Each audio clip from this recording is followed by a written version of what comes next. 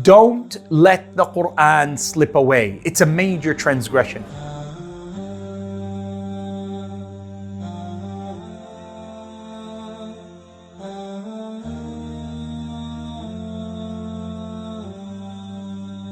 The Prophet ﷺ warned. He said, أَشَدُّ شَيْئًا تَفَلُّتًا. Of the things that are quickest in slipping away from you is your memorization and your practice of the Qur'an. That it is more sneaky in its departure than a camel that is left untied, that you wake up in the morning and it's run off into the desert. That's such a powerful image given to us by the Prophet ﷺ.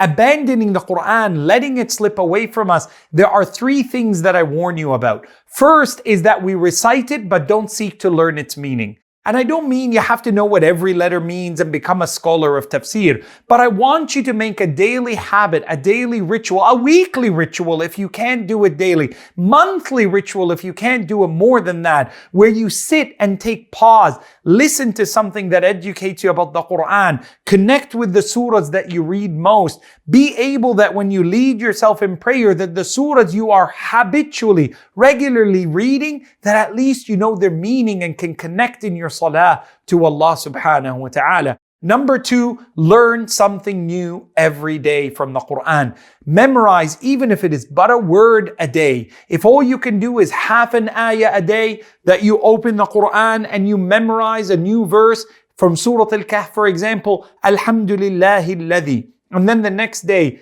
Alhamdulillahi alladhi anzala ala abdihi. Then the next day, Alhamdulillahi alladhi anzala ala abdihi al-kitab wa lam yaj'al lahu iwaja. You complete an ayah. Finish as much of the Qur'an. Connect your life to it. Make it a scheduled habit. Just like you schedule watching the basketball game and playing your games and having a timetable for your schoolwork and your homework, schedule a time for the Book of Allah that isn't just asked of you by your parents or by your siblings or your spouse, but something that you connect to the Qur'an on a level that you've chosen to be its partner in life.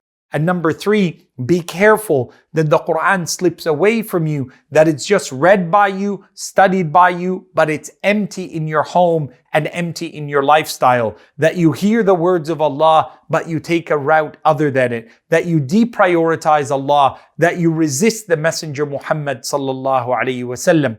Make the Qur'an a part of your life, that you are, as Aisha radiallahu anha described her husband sallallahu alaihi wasallam, كان القرآن يمشي بين الناس. Our Nabi sallallahu alaihi wasallam was like the Qur'an that walked amongst mankind. He was a living embodiment of the teaching of the Qur'an.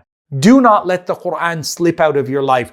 Don't let the verses of the Qur'an be recited on dumb, deaf ears where you're unable to hear it, unwilling to listen to it, unable and unwilling to actively embrace it into your life. May Allah subhanahu wa ta'ala increase us with our love and our attention to the Qur'an. And may Allah protect us from the transgression of deprioritizing the Qur'an and letting it slip away from us. Allahumma ameen.